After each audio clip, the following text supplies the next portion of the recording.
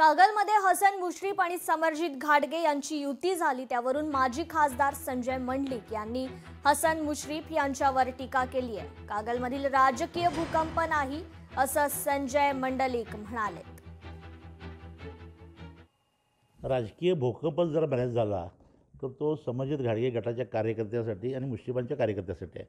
आमच्यासाठी काय तो भूकंप नाही। आमच्या तालुक्यात कुठलाही गट असला कार्यकर्त्याची चर्चा करून निर्णय घेतोय।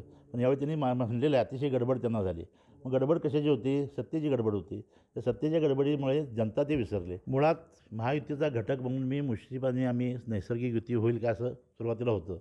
पण मुरगुडमध्ये मधल्या काळामध्ये काही फोडाफोडीचं राजकारण झाल्यानंतर मी काही मुश्रीफांच्या संपर्कात नव्हतो। समरजित घाटगेंशी युती करण्याचा माझा संबंधच नव्हता।